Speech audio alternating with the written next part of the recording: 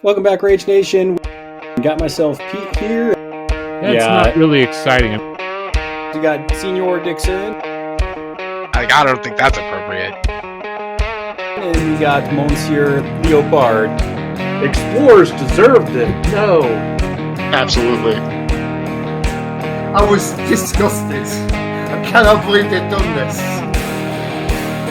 It's wacky, it's not good, it's just nonsense. I disagree on that. That's not possible. We're getting the band back together. We're on a mission. Yeah. Now we've got a whole new list of things to complain about. Welcome back, Rage Nation. We are at it again. Got myself Pete here and going international again. And we have Mr. Edek with us. How you doing? I'm good. Thanks for having me. Yeah, and I always like talking with a lot of the European players because, I mean, play styles definitely are, I feel, different from US to Europe and other places abroad. So it's always interesting to have those conversations and just see how everyone's feeling out the game at the moment. And a lot of times I feel like you guys are more active than the US meta. I think we mix our mess more than you guys. Yeah. That's probably a thing. And also, the Vassal was quite live in Europe. Quite a few people play on Vassal as well. So that might be it. Yeah. And before we get into it, though, we're going to make sure that you guys are checking us out on YouTube.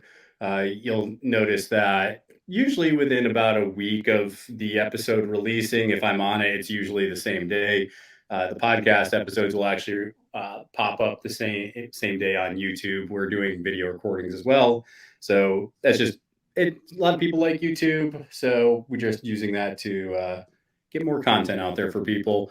We'll start doing some more Malifaux specific topics and events that aren't the podcast as far as putting them on YouTube, but things definitely gotta smooth over before we can dedicate more and more time to YouTube content. But make sure that you guys are checking that out. You can also see us on Twitter and Instagram. We got the Discord channel. Depending on which day and what things are happening, lots of things going on there. And then finally, if you want to support us directly, you can at patreon.com/ragebitwire, where you can support us for as little as $1. And before we get into our main topic about just talking about traveling to foreign metas, because that's what you and I are going to discuss, I would like to kind of get your initial reactions on these keywords that have been revealed, because I think we have all the keywords, at least some of the cards spoiled, I think, don't we? At this point, I believe all of them have been spoiled, like probably core boxes and a model or two, something like that. Mm-hmm. Well, I'll leave Witness apart because we have the full keyword and we did play against it. Yeah, I mean, forget Witness. I mean, generally speaking, and obviously it's different once you play against it, do any of these keywords seem to you the same power level as Witness, or is Witness just kind of above all of these? I'm not so much on the Witness as a Boogeyman hype train. I think it's very strong, but I think there are exploitable weaknesses to it. But I'm not too experienced against it. Sure. Like 4 or 5 games, maybe 5. Not sure. Anyway, I like the angler keyword. It brings I love it. quite a lot of cool text to value. Anti-Mel is a proper beater. We've got Take the Hit and Extended Reach, I believe, on the Shell Boys. Yep. Yeah, and also the Master is really cool. There's a lot of cool things you can do with the combat. I want to bring a Bushwhacker and reel in a pit trap into people and then charge them and use the Whirlpool trigger, I believe, where you place people around. So you get a 3, 5, 6 damage track with the pit trap and injured as well. It's quite expensive because you need the trigger for that and some built in, but it's a really fun thing I want to try out. The guild keyword looks thematic. I'm not so. I have a bad thing about the Watson. Watson seems very much over the top. But I'll be glad to be proved wrong about that. And the outcast keyword is interesting. It doesn't look bonkers right now, but we need to see the rest of the models. And I'm very interested in the Neverborn Resident keyword.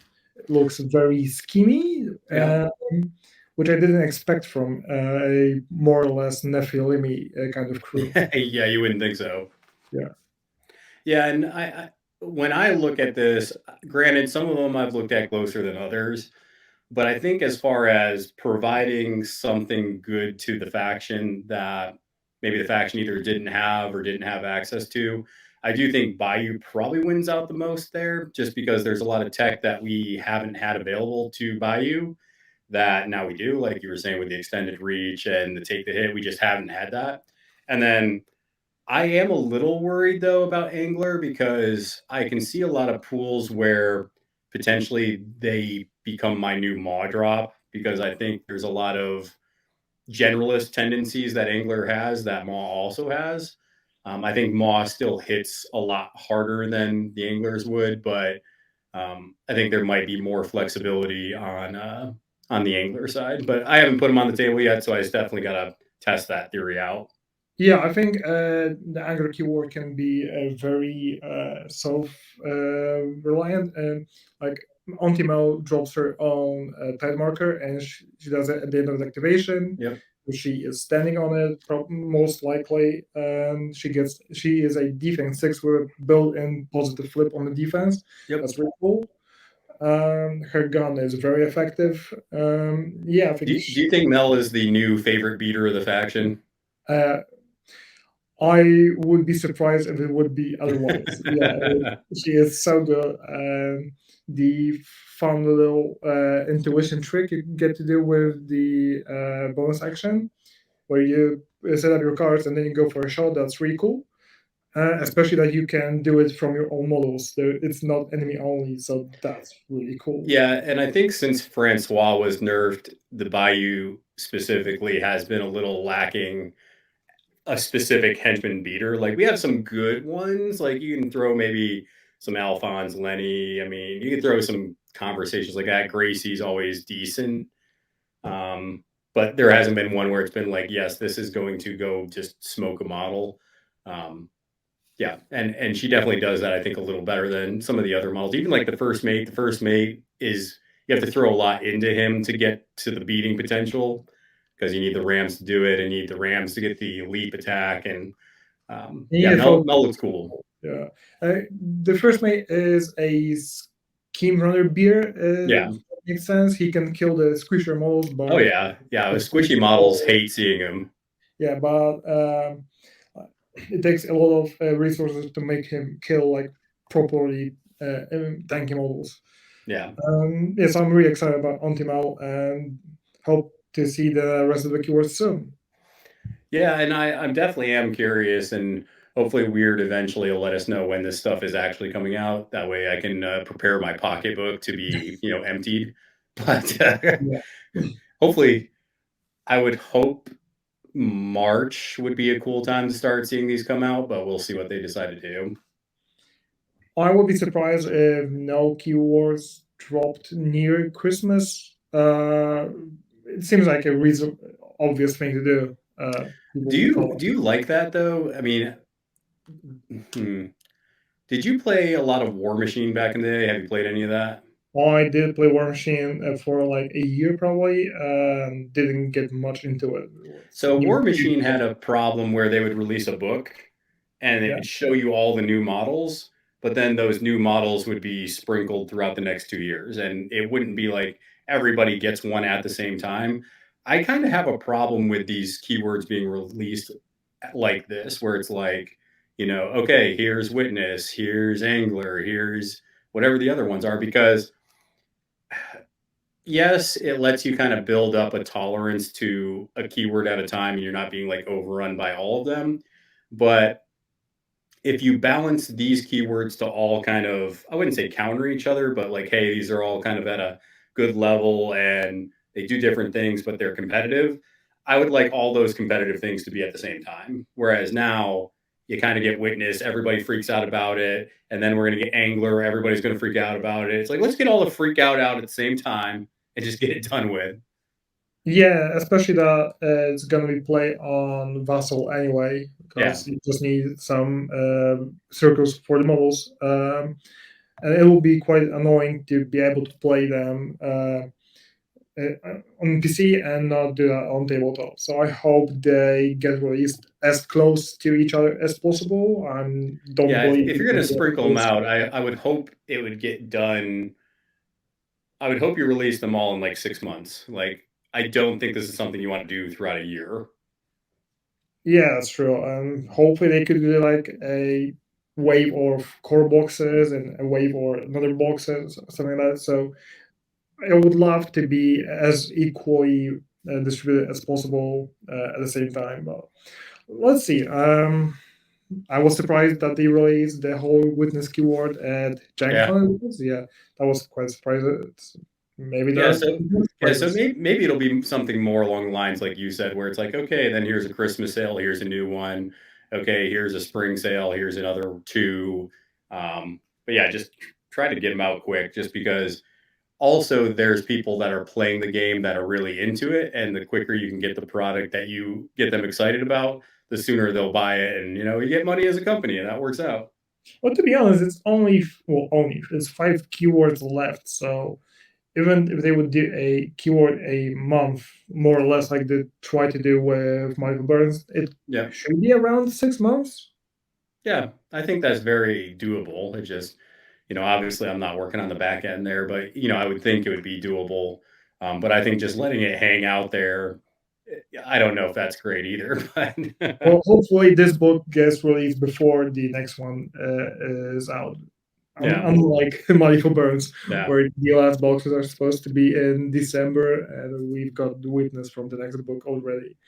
Yeah, and that is the problem, and that's one of the things War Machine definitely had a problem with, is they would release a book, and then there would still be a couple models that weren't released, but then, hey, here's a new book, and here's new models, and yeah, it definitely is rough. I know we had that problem with Guild Ball with the Cooks and the Navigators for a while, where they just didn't get released, and because one got lost and the other one, the rules didn't match, then they had to retweak the rules because the new season came out. Yeah, I think the Cooks got released after Miners, which was because the Cooks were supposed to be released like 5-6 months before like Miners. season 3. Yeah, and still the box got released after the Miners box. That was insane. Yeah, and it almost got released pretty much with season 4 was getting ready to drop. So it was just a whole giant kerfuffle, and it's like, come on, let's get them out there, let them breathe, let them play. Yeah. But we're going to talk about playing in different metas. So just to give kind of everybody kind of an idea of what we're talking about here. So obviously this can be through Vassal, and I think if you play Vassal, you probably are playing this at the extreme, because you are playing different metas throughout the world and, seeing how they play and what they bring in a list. Whereas I know playing in person, I generally travel around the country for bigger events. So I've been to like Captain Con, just came back from Houston, and I play in kind of far-reaching local metas. Like I'm in South Carolina, but I got to travel, 4 or 5 hours to go play in like Atlanta or somewhere in North Carolina or somewhere in Florida. So where are some of the places that, well, first off, where are you centrally located so everybody knows? But then where have you traveled before for gaming? Okay, so for Malifaux, well, I live in Poland, Warsaw. For Malifaux, I've been to the Six Nations Cup this year in Scotland, and now we've been to the Spanish Nationals in Bilbao. I did some traveling with Guild Ball. Well, we've been like all around Europe with that. But for Malifaux, it's way different because the table is much more defined for the game than it was in Guild Ball. I did post some of the tables on the Discord, but for example, the first table I've been playing at was a full swamp table. So I think before we get into talking about like where we travel and stuff, why don't we kind of break down how. So first off, when you play a game of Malifaux, what do your tables look like when you play locally? And then is your meta more aggressive? Are they more scheming denial? Like you want to kind of describe how your local meta kind of plays the game. Okay, so we try to do more or less vassally tables because So pretty full. yeah, pretty full and a lot of little bits and bobs all around. And well, quite a few of us play on vassal as well from our local meta, so it's quite gets quite similar to that, I guess. We're obviously restricted by the models we have most of the time, and we do have a spread of play styles. For example, I've been many times called out on my very defensive play. You play a little cagey there, huh? Yeah, that's probably my brewers showing from Guild Ball. That's fair.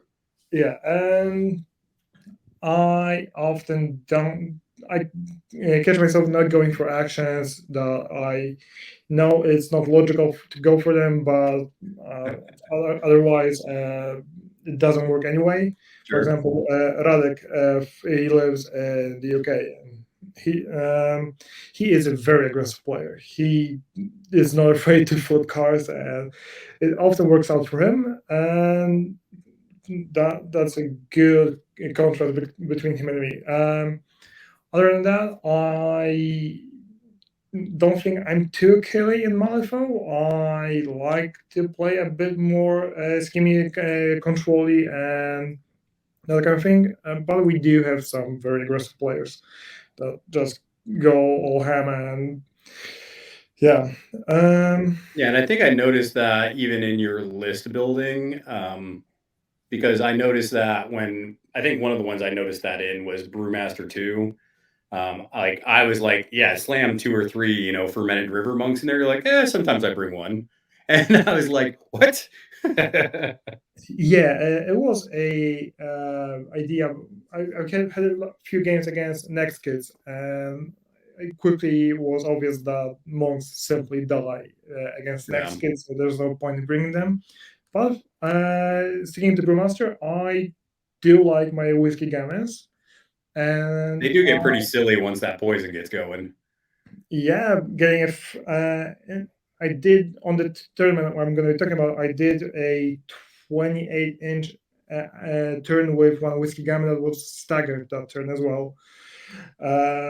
Yeah, I don't bring the golem all the time. I think I'm like 50-50 between the golem and the gammons, so that's probably a weird thing for me. I did bring, and that's sacrilege to me because I always bring that big dumb barrel of fun. I don't care. I'm going somewhere. I don't care if it's a bad. I'm like Radek.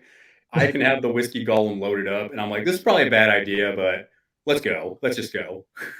Yeah, I did bring one Sparks to Brewmaster as well. Okay. I also did bring Bow. So there's quite a few different things I probably do with Brewmaster, but yeah, that's the whiskey gammons instead of the golem is probably a good showing of how I tend to play. I like the whiskey gammon. They do a lot in that list for sure, and as long as they don't get focused down, they can do a lot of work. They are a little fragile, but that's okay. Yeah, that's true. But so that's me. And I think you already know this because we've talked quite a bit, but just for the listeners, which if they've listened, they probably already know this, but I'm a pretty aggressive player. So I definitely, I go to engage and I want to kill stuff, generally speaking. Even if it's a not killy pool, I like to kill things that are available just to deny action points later in the game.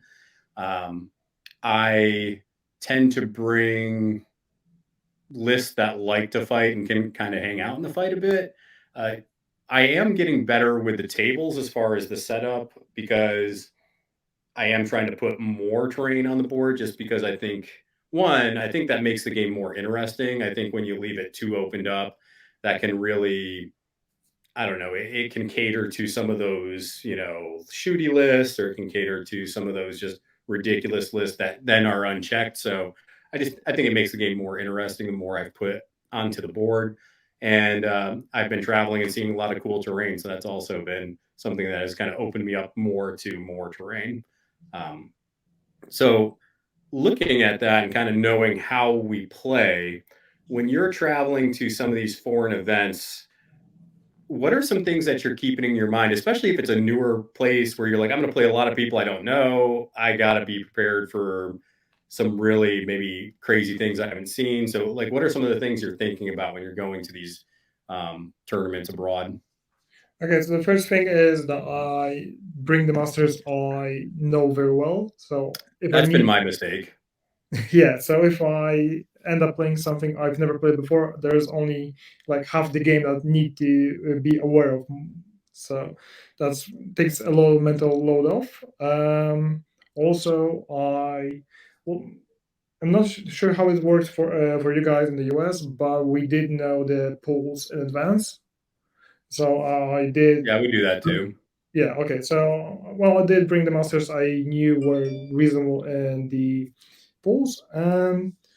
Some things I do is I take Ma mostly for Ma too, because in case I end up playing on a bizarre full hazardous table, then I'm mostly to Like work with. there's a poisonous river that does 1 damage when you just walk through it.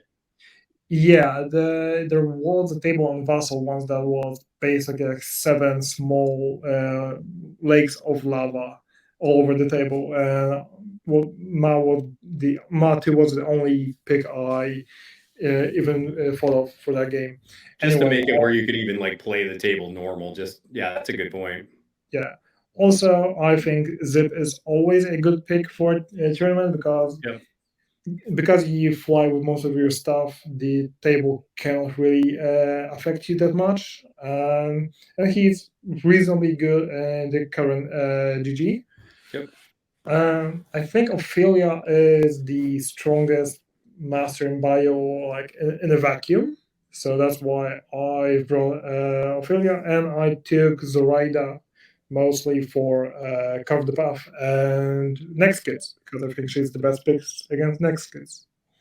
Yeah, and I definitely the more I play national tournaments or I play, out of my meta tournaments, I definitely agree that you wanna bring masters that you're strong with, and I traditionally haven't done that as well, but I think I've decided after this last tournament to just when I go to a bigger event especially, just bring, like, 3 of my best.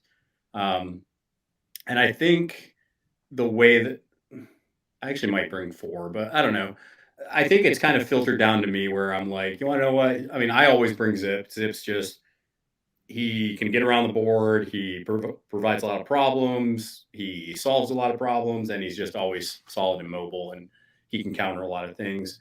I have traditionally brought Ma as my generalist just because I'm like, she's good at pretty much anything, and, she's a pain for the people to deal with, so she's always in my bag. That might change with Angler, we'll see after I get some games with that. And then I think I've switched up where actually Ulix might be the other master that gets in my bag a lot. The speed and aggression and just like if you don't deal with him early, you're going to lose the game. So there's times where depending on what I have in my hand and how the turn is kind of progressing, I really can decide to go super aggressive with him and be like, I'm going to delete 1 or 2 models, or I can be like, no, I don't have the cards. They're playing a little cagey, maybe like yourself. And I'm like, let's kind of skirt quickly around the edge and go get a scheme because I've had turns where I've literally been at the top of the board. And within 2 activations, all of a sudden, Ulix and another like War Pig or Swine Curse is now at the bottom of the board. So it's super reactive, a lot more fragile than like Zip is. Obviously, Zip has concealment and stuff, but I like the raw power and quickness of Ulix. I actually am exploring Zoraida 2 to go into possibly my tournament bag. I'm not familiar with her as much yet, but I like her a hell of a lot better than Zoraida 1. I just can't do Zoraida 1. I refuse to. The old Yeah, hag. I used to be like that for a long time. I didn't want to play Zoraida, and now I think she's really cool. But I do agree that Zoraida too is way better than the people think she is. I And think she, I think especially in Carve, right? Carve, she's yeah, kind of very good. ridiculous. and she is so much fun to play. There's so many things you can do with her. It's fantastic. Yeah. Yeah, because I've literally been denying myself playing her in Bayou because I hate obey masters, like specific obey masters. I don't mind if you have like a bonus action or some kind of cute little obey you can do, but when it's just like, oh, my master wants to obey 3 times, it's like, no, I'm not interested in that. But yeah, Zoraida 2 being able to have 2 models, push the carve with just one general action, and then also the ability to increase the stats of your actual models. And then I think I think the ability I like the most is the one where you can discard to move, but then you draw cards. I forget what that ability is Yeah. called. Yeah, that's a cool ability. I think that's really cool action because you get some movement, you get some card Action. cycling, and you need to manage your hand because if you don't have cards on your hand, you can't do that basically. Well, you can't move any models and you can't cycle cards. I think it's very nicely written. I love the rule. A cool thing Well, you can and I do. think her keyword also being like, "Hey, we got Loki Bree in the comments. That's awesome."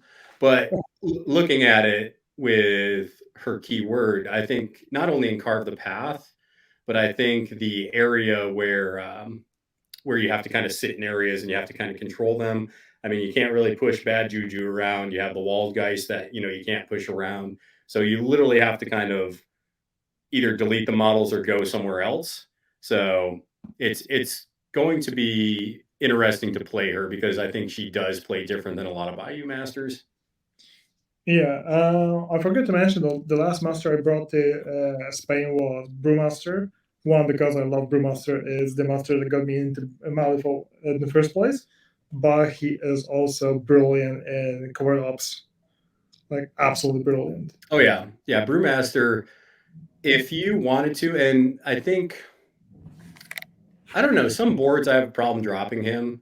I actually didn't drop him in Houston just because I literally the pools I wanted to play him, I couldn't find the board I was on. I just couldn't drop him. There was too much just scatter terrain and big terrain, and it wasn't doable. And that's my problem with him is I like playing him and he's good, but the board can really hose him down. Yeah, there's a lot of different things that can ruin the Brewmaster game, a Moonshiner game. One is the table, second is wedge deployment, and also a few hazardous terrains around, and it gets very tricky to play Moonshiner. Yeah, So it can be difficult to find a game for him. But once you get him on the table, he is absolutely amazing, he is. and probably worthy of a nerf. Don't touch the brewmaster. He's fine. Do you think you being a more defensive player and countering player, do you think that's better when you go into a foreign meta, or do you find that sometimes that hurts you?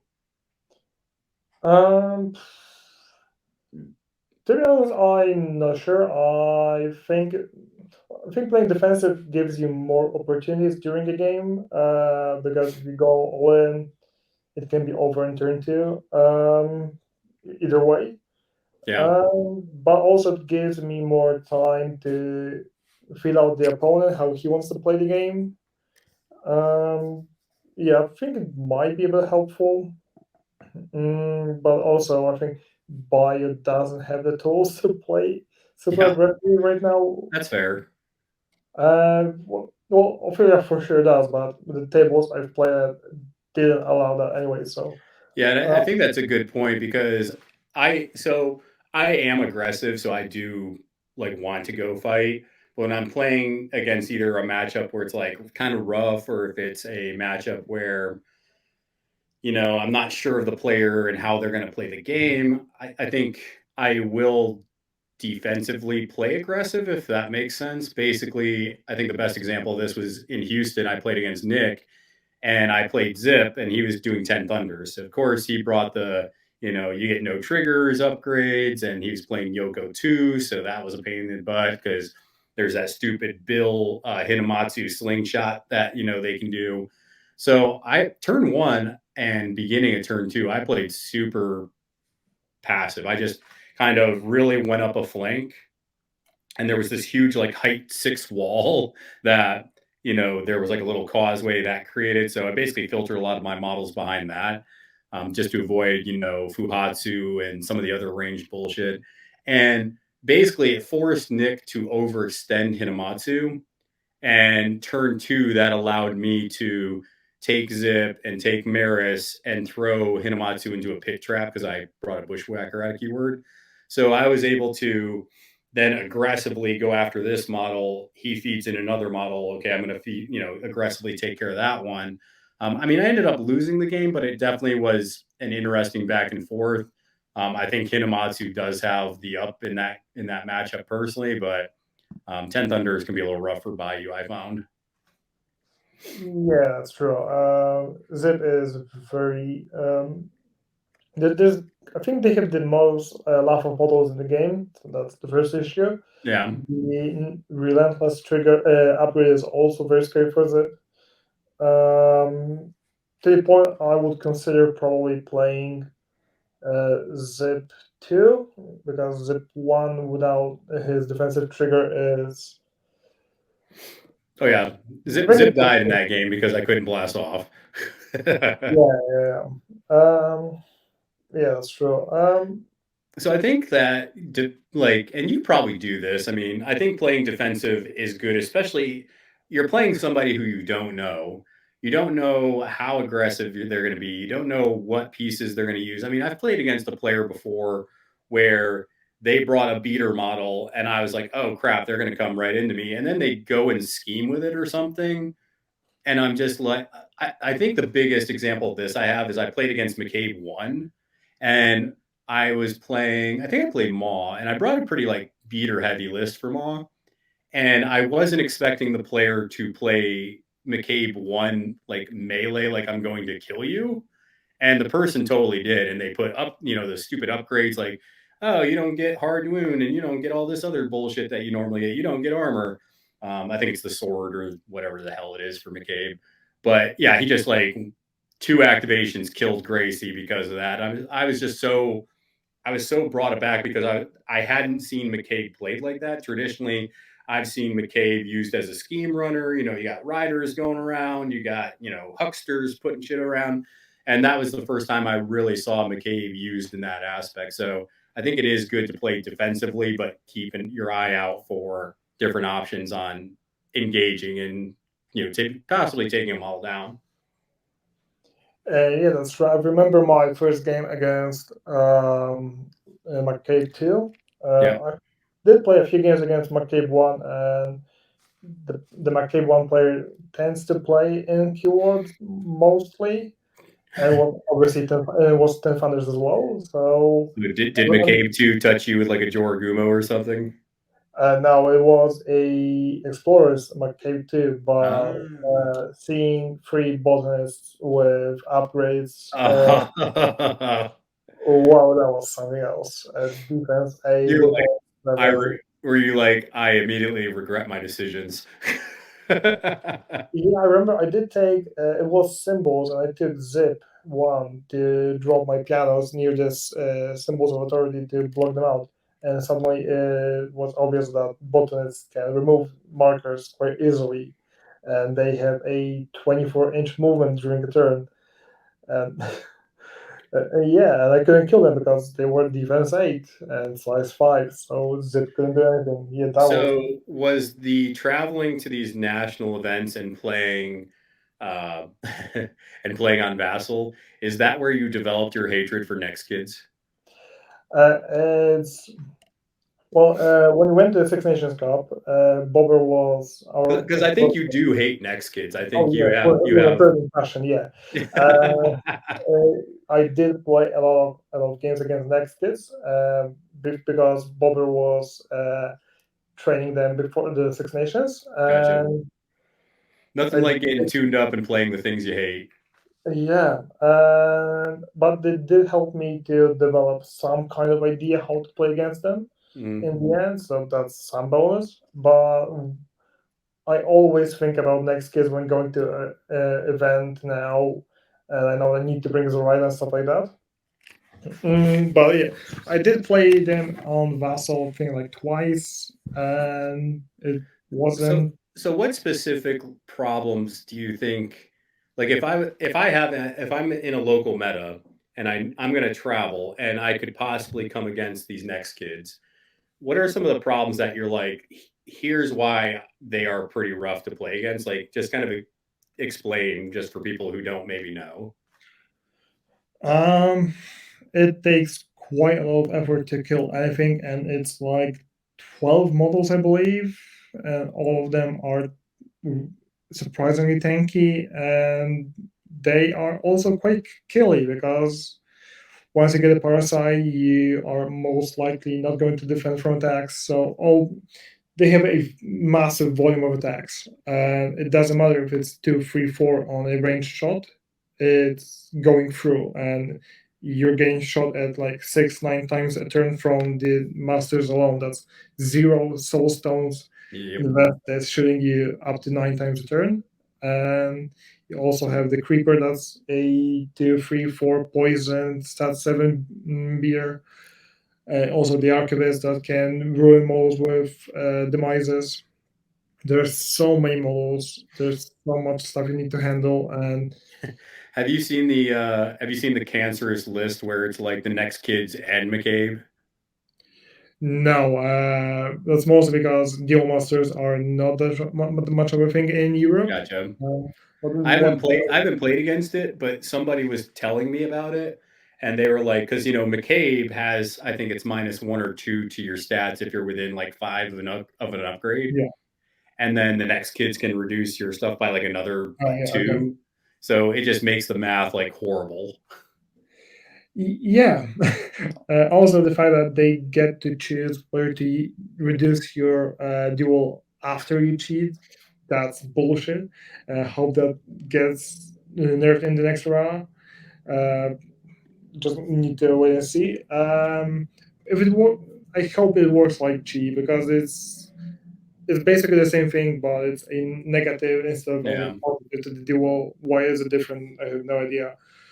Um, but it's the fact that it's so many models, they are so cheap and so tanky.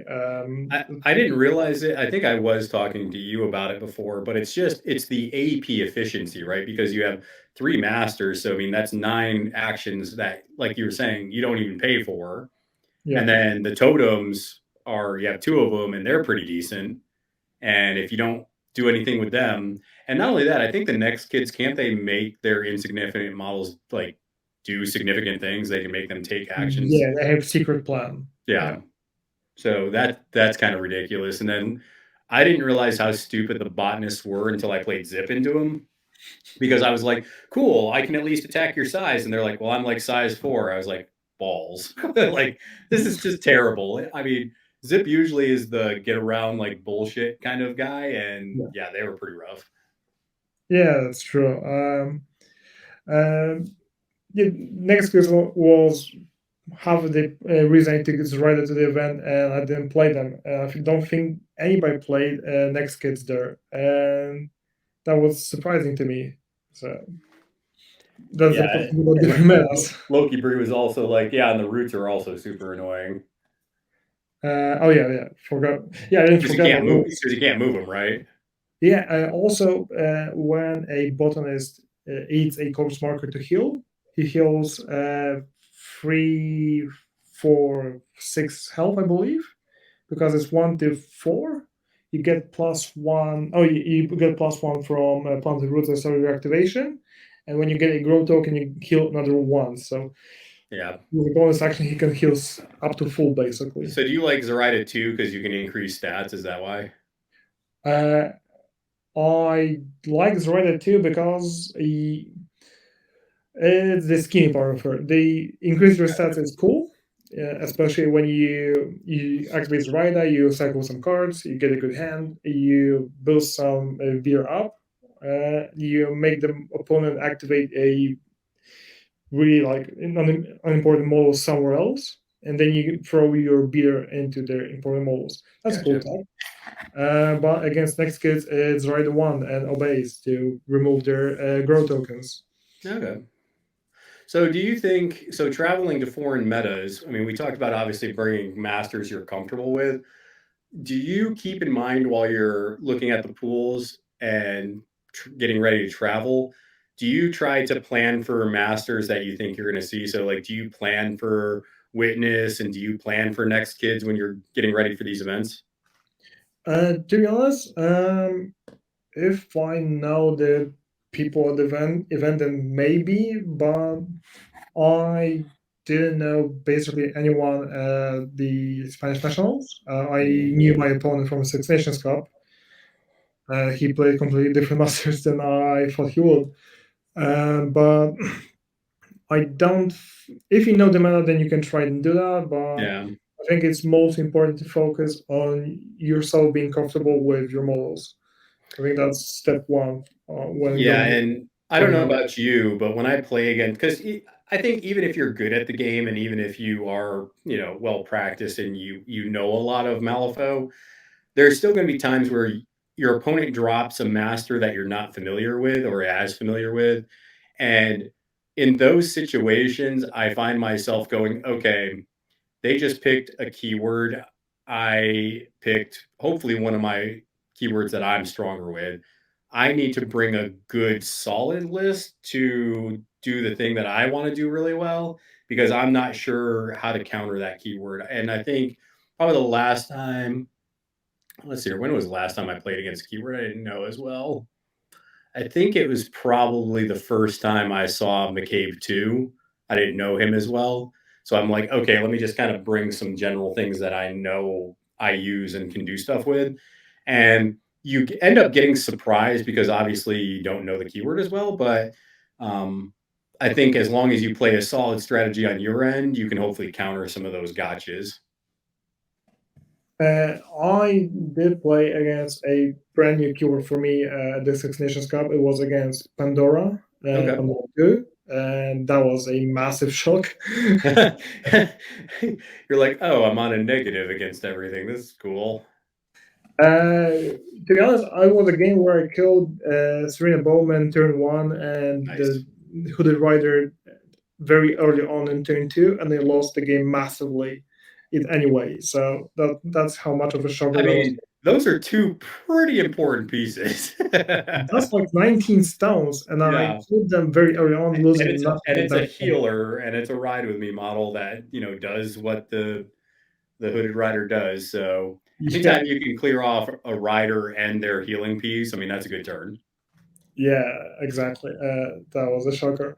Uh, well, I was lucky enough to not play anything brand new at the Spanish Nationals, but the tables were more of a shocker there than the keywords. So that was something I needed to adjust to very quickly. Yeah, I think the last tournament I went to in Houston, I didn't have anything that I wasn't roughly familiar with. I went against a couple of bad matchups for Bayou traditionally. Um, a person I played dropped Hoffman too, so that's kind of a little rough. And then also Terra One, I think's a little rough for Bayou. So I had to kind of try to fight my way around those two matchups. Yeah, the only game I lost at the Nationals was against Hoffman too as well. So Yeah, I mean, what do you? So and we obviously will look at this through Bayou's lens, but when you know there's a good master and you know like you might see Hoffman too, like either Guild or Arcness, you're like, well, I might see Hoffman 2 here. What are you trying to do when you know Hoffman 2 is gonna get dropped on the table, or you think he might? I don't have a good plan against Hoffman too. I just hope that. So Uh, my general plan, and if I and once again, Iron Scorpius can, I'm done playing Iron Scorpius because if I played Hoffman 2, I would have felt I played Ophelia, which was fine. I'm not good with Ophelia quite yet, so it wasn't fine. But I feel like if I played Maw in that matchup, I like that a lot better because generally against armor like that, I will bring Trixie Bell and I will basically throw the Peacekeeper and other models into a pit trap and just be like, cool, let me just ping you to death. And generally that's kind of what I try to do is just do as much ping damage as I can. Um, but also now that I'm thinking about it, I'd be interested to try Ulix 2 into into Hoffman too, just because of all the ping damage, but also there can be some armor piercing in there, so I would just have to give that a try. I have a trauma playing Eolix into Hoffman because I had a game where in one peacekeeper activation I lost a war pig that was like at half health, something like that. Sure. And with the remaining actions, the peacekeeper dragged in old major and killed him as well. On full. That is traumatic. Yeah. I come to peace that old major just pretty much dies every game. You can't really prevent old major from dying. Yeah, especially when he's hit with like a -5 attack 2 or 3 times in activation, and it's with Helix 1 you can keep him alive, but with Helix 2 it's not happening. Yeah, that's true. So, yeah, just I think preparing for Boogeyman, but also I've been to a couple of big tournaments now, and I haven't seen Witness at those tournaments. So I think not over preparing is also good advice. Yeah. Like you might not see them, you might dodge that matchup. Yeah, that's true. It's top 16 the Vassal thing right now, and one of our players that made it into the top 16 asked me to play against Rezzers because I'm playing Rezzers as well now. Okay. And it ended up that his group is Bio, him with Explorers, and So not a meta. Neverborn. So no Rezzers yet. So it's you can't predict what you're going to play. So try to focus on your part of the game and make your play as easy and comfortable as you possibly can. I think that's the main thing. Because even simple mental load that you get after 3 games of Malifaux in one day, the third game is going to be very difficult and very challenging. So what do you think about? Sorry, go ahead. Yeah, I want to say it's important to try and go easy throughout the day because you can do stupid mistakes later on. Yeah, what do you think about soloing a master at events?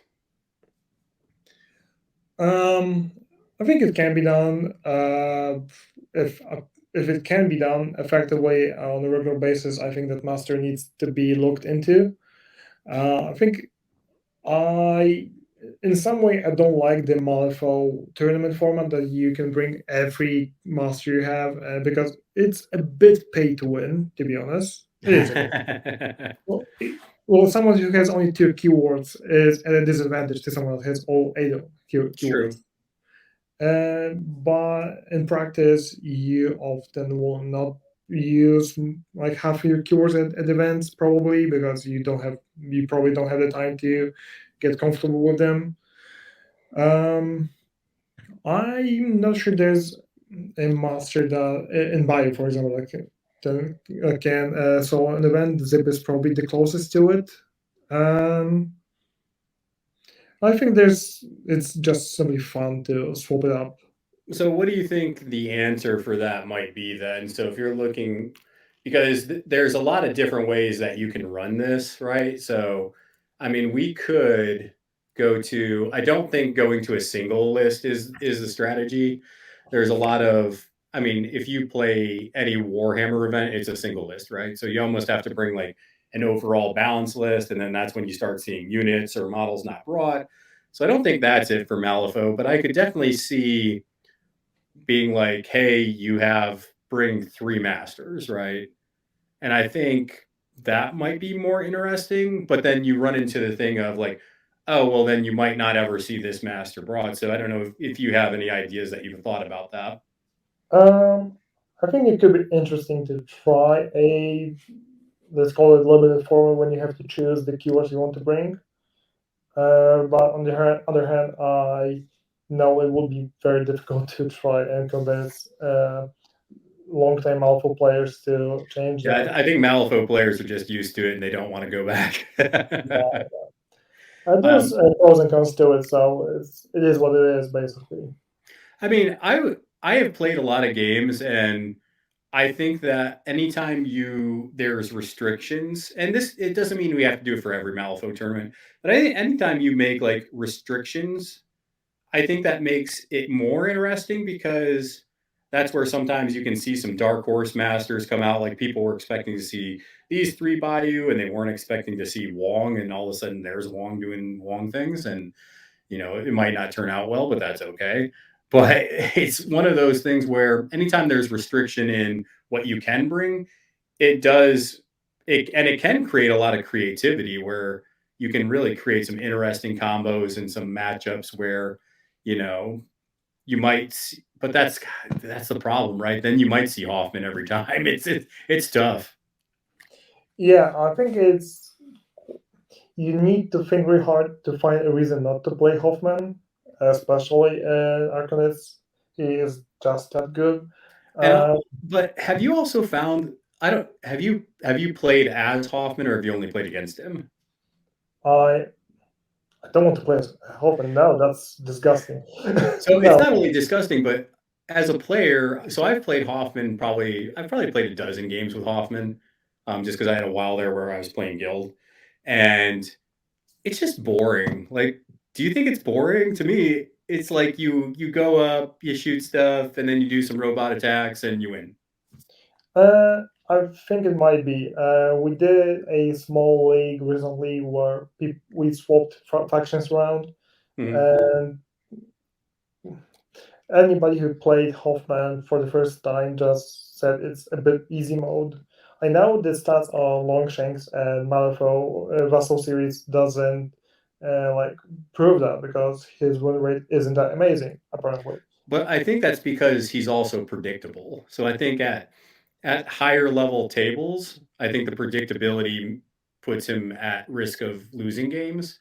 For example, I played Zip against him in a tournament, and Zip's not great, but I was able to put up, pianos to block off avenues of approach for most of his crew. He didn't put lead line code on them, so I was able to just reposition robots where they were less convenient.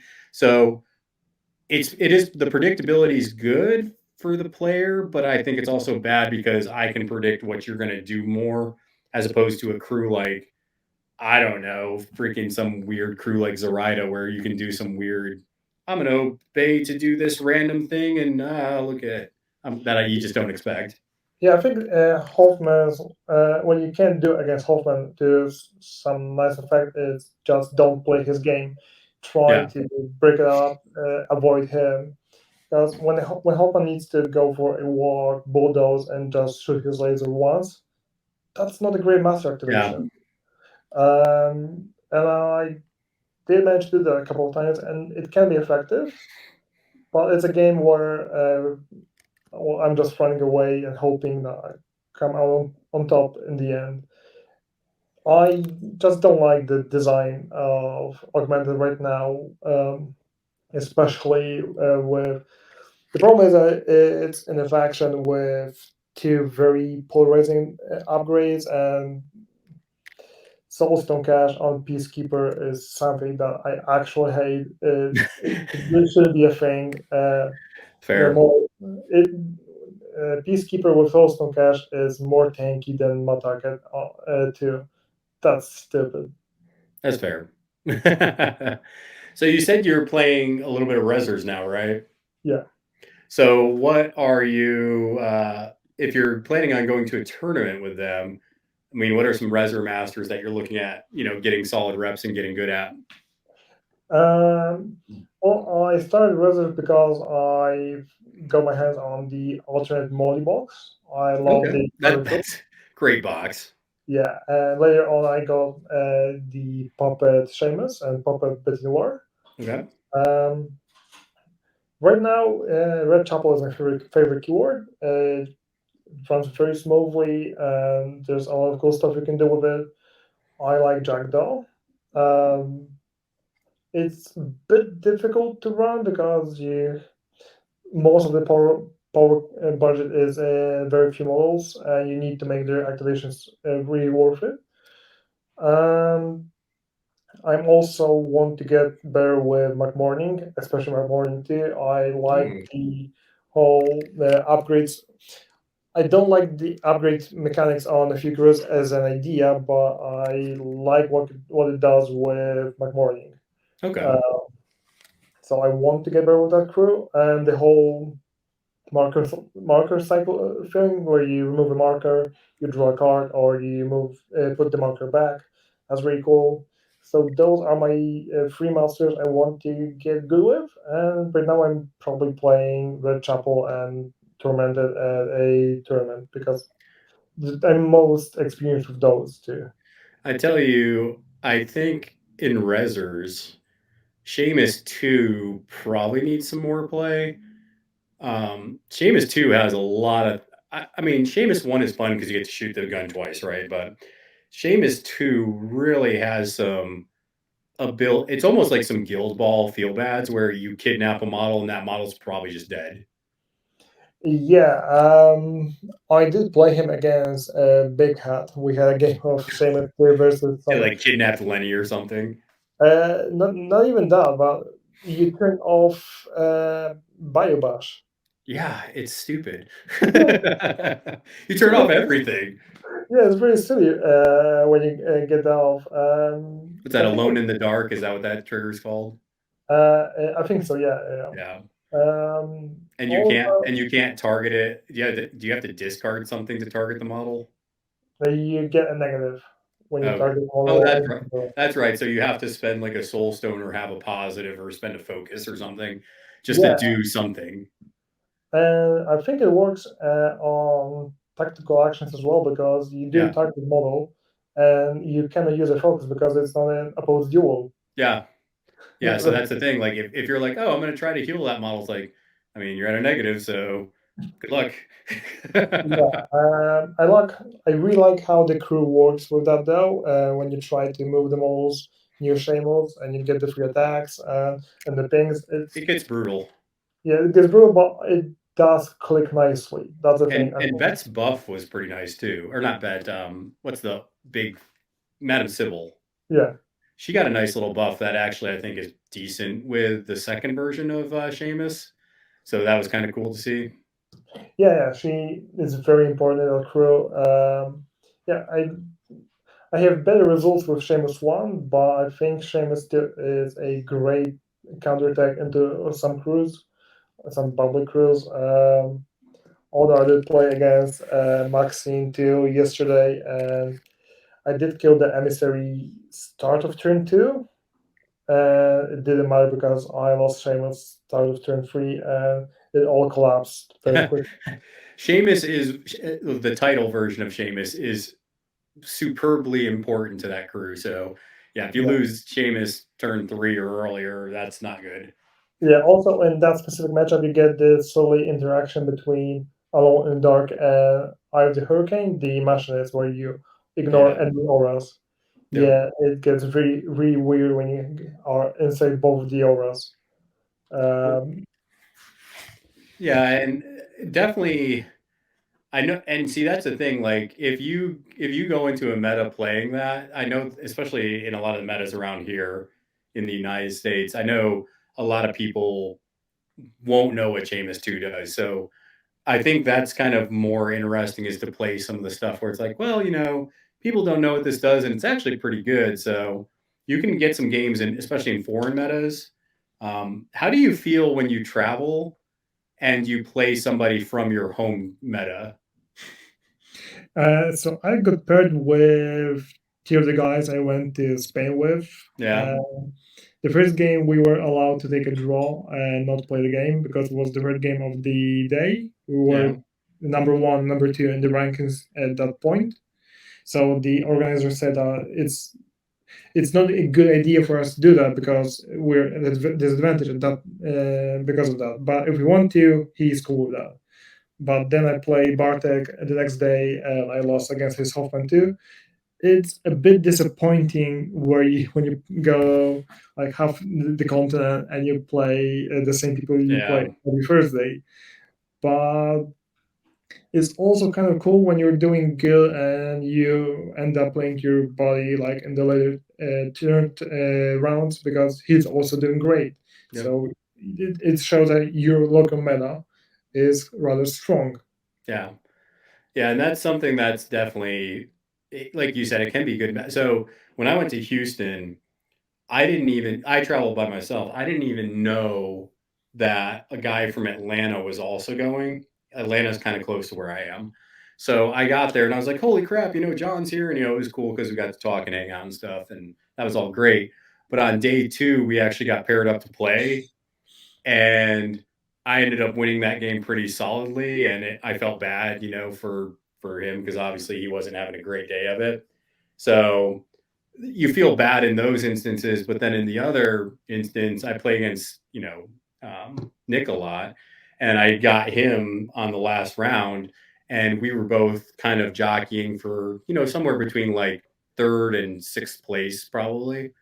So that was fun because like we're both doing pretty well. We're not total trash. That's good.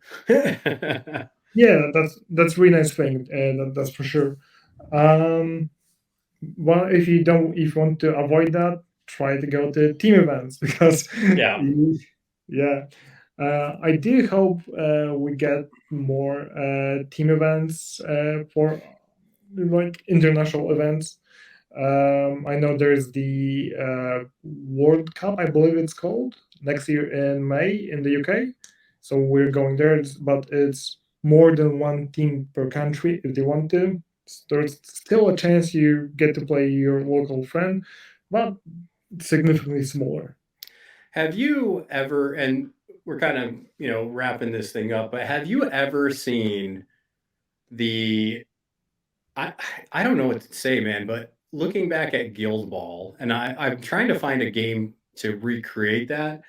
I don't think I've ever played a game system that had such competitive and just massive events. People traveled all around the world for that game. And I'm just Logan Bree said it's making him sad that I'm talking about Guild Ball. But I've never played a game that had that worldwide success. I mean, you had people coming from Australia for, Worlds. You had people coming from the United States. To get the United States players to travel around the world is something that is an unbelievable achievement. US players traditionally do not travel for international events. I mean, yeah, but it's a long way for you guys. It's quite yeah. reasonable that you don't go there. But yeah, it was very active in Europe because it's like a 2-hour flight to go to, I don't know, Italy or Germany or something like that for us. People like I'm talking about in Europe, you all had like hundreds of people going to these events. Yeah, I think this French Nationals was very close to 100 people playing. It was UK always got above 100, I think. at the Nationals, probably, yeah. Yeah. That's true. I think the French Nationals was the most diverse one because I think it was like 7 countries or something like that. That's insane. Crazy. But Guild Ball was the difference between Malifaux and Guild Ball is that Guild Ball was designed to be a competitive game, and it was at times at the cost of casual play. But the competitive scene was brilliant. Steamforge at that time was amazing with like supporting the events and providing the World Cup. It went to shit later on, but that's a different topic. If we wanted to increase competitive play with Malifaux, I mean, what are some things that you think either as a player base or as the game that we need to change to kind of gear it to a better competitive environment? Because I'd like to see more people at these tournaments. That's a tough one. Loki Bree said clocks. Yeah, I do think clocks are important. There was an issue. Well, an issue. It did happen at the Spanish Nationals that people play like 2 or 3 turns in the game. That's so bad. That's not a game of Malifaux. It's not. Yeah, because the last turn is so important. I think if you get only to 4 turns, that's acceptable, but still very bad. Yeah. But when I think this is also an important part when you go abroad because you don't know how quickly people play. So it might be a good idea to try and get the points early on because you might not get as many opportunities to score as you think. Because if you're playing 3 turns, you're scoring twice only, and you're only scoring like 2 or 3 points. Yeah, and there were games that ended like with a 3-2 result after two turns. So That's pretty bad. And I think games should be played out to 5 turns. Clocks should be a thing because it's not okay when one player is playing 1/3 of the time and the other one is playing 2/3. That's also an issue. And I did like the no draw idea in Guild Ball. So you always end up. Yeah, keep going. Yeah, because right now you can end up with two people having the same result at the end of the event, and it's I think it's div first as a tiebreaker, and I don't think that's the best tiebreaker to decide the winner of the event. And also games of Malifaux tend to be too long. I think it's difficult to game a clean game of Malifaux in 2 hours 15 minutes. Yeah, and when I start thinking about that, like I love Malifaux because it is in depth, and I think that's one of the strong points of the game, and that's one of the things that makes Malifaux Malifaux. But there is something to cleaning it up, right? Like there's some things where it's just like this seems unnecessary, like this seems like an extra step, or this probably isn't how this rule should work. Um, and there's also just things you can do to stall the game. I know Loki Bree in the chat was talking about, you know, if somebody's stalling, they know how to run the timeout. Maybe they go run their models off in a corner and, you know, they're taking longer in their activations. And then if you call them out on it, then you're wasting more time because the TO is coming over. It's just one of the good. Yeah, go on. I was just going to say, so I think there is something for the time factor where you can keep people accountable, whether that's a clock or something else. Like something where I think time is something that should be penalized in competitive events. Like if you are wasting time, you should be penalized for that. And I'm okay being like a person who wants to punish people for either playing slow because they're newer. And it's like, that's fine. You're just newer. You'll get better and you'll waste less time and you won't be punished. Or people that are purposely doing it being like, hey, you can try to stall out, but you're losing clock time and you're going to be punished at the end of the game. But I also think cleaning up the rules, there are some interactions where I feel like the rules are a bit too complex. Yeah, that's true. To be honest, I would like to see an errata that's just about cleaning up the rules. Basically, no power adjustments, just clean up the rules. But going back to clocks, if we don't penalize or just say in the event that you need to play to 5 turns and you need to keep track of time, then if you say to your opponent, hey, you're playing slow, pick up the speed, then you're a bit of a dick because there's nothing. You're the bad guy because there's nothing making them go nothing fast. to keep them accountable except for you. Yeah, and it's a very feel-bad moment when you lose a game because you didn't play the fourth turn or you were stopped mid-fourth turn. That's very bad. There were, I believe, 2 Malifaux Vassal events with clocks, and I did play Ben Jules one round. And Ben showed perfectly how people should play with clocks in the sense that it was his last activation of the game. It was turn 5. He was thinking about his Hoffman activation, how to get the draw. And he went like 15, 30 seconds above his clock.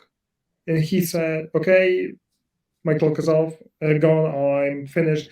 I could have done this and this and this. But yeah, he said he lost. I wasn't even planning to say to him that, hey, you're over your clock. It's over.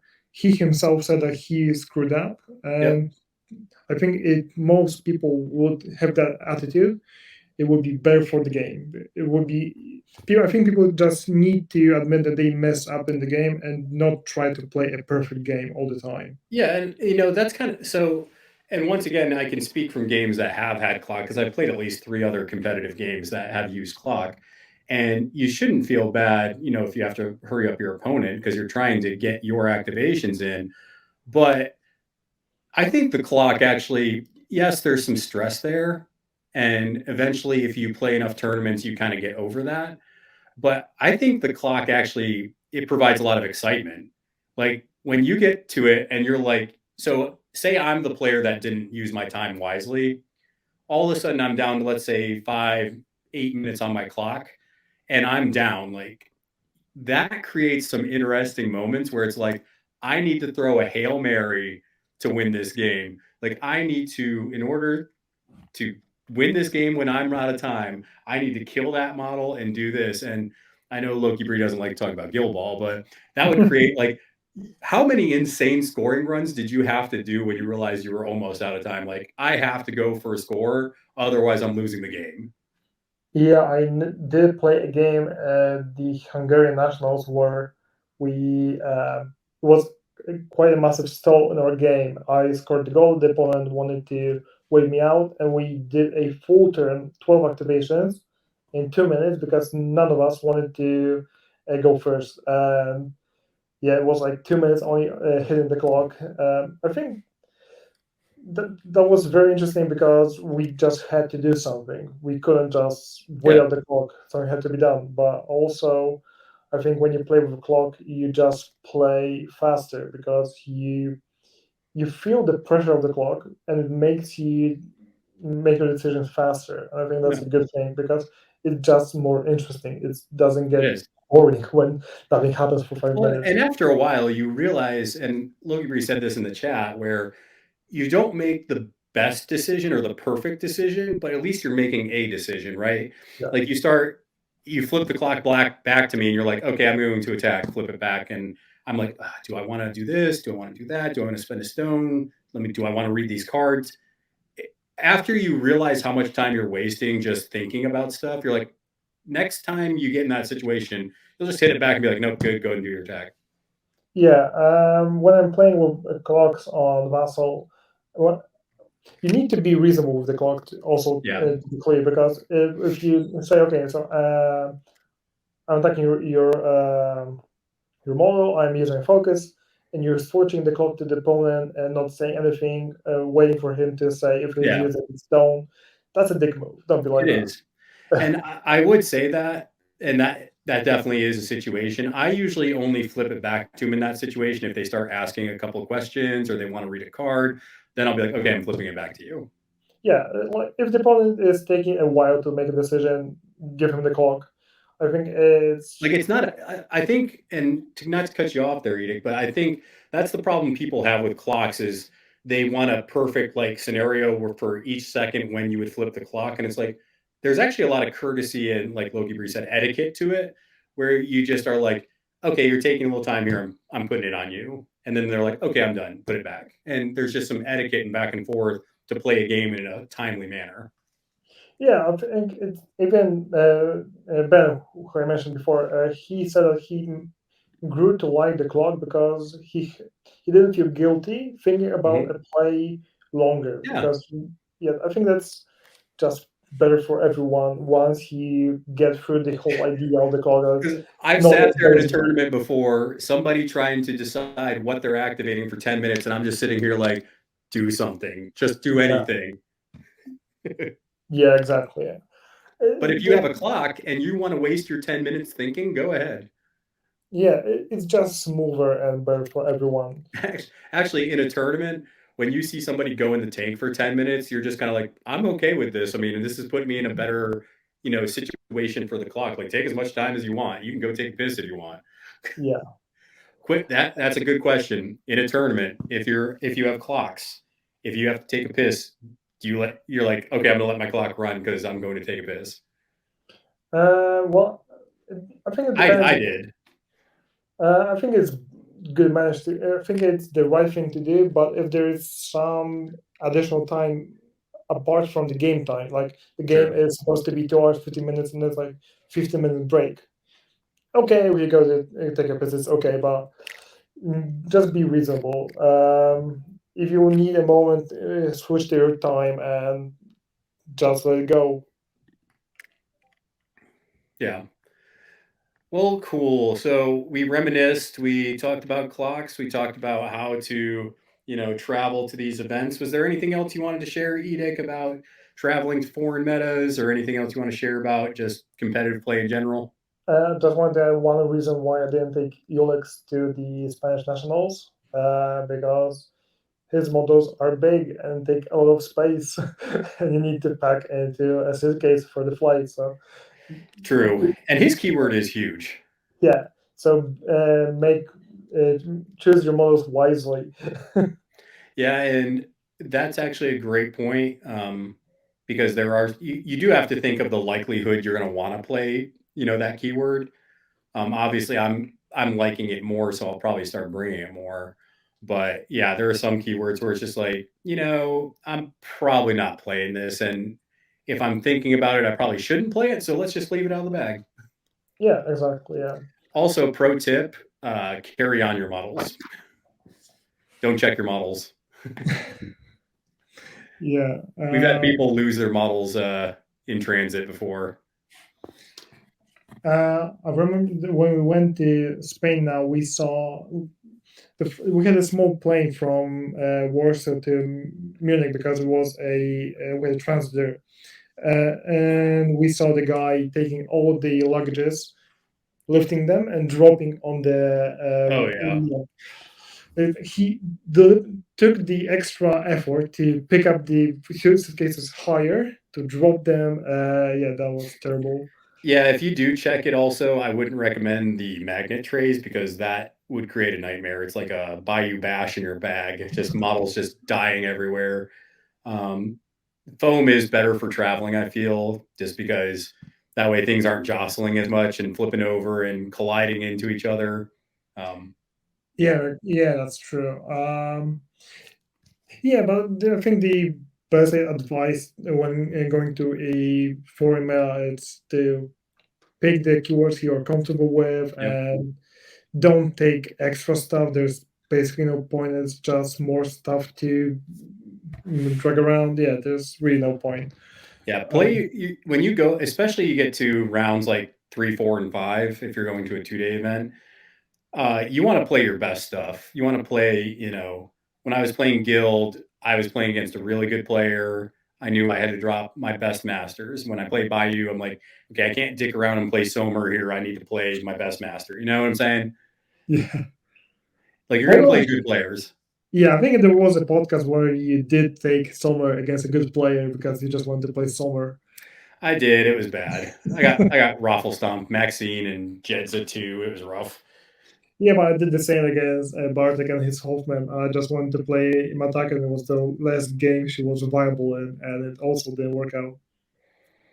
Yep, and just know that you're going to have some bad matchups, and you got to try to fight out of them. That's the best advice I can give playing in foreign metas. You're going to get somebody's going to drop something you weren't expecting, and you just got to try to fight out of it. Yeah. But just be prepared to play stuff you didn't see before, Yep. because But that's the fun part of the game, isn't it? Where it's just Yeah. like you get to see some cool new things. Yeah, that's true. Yeah.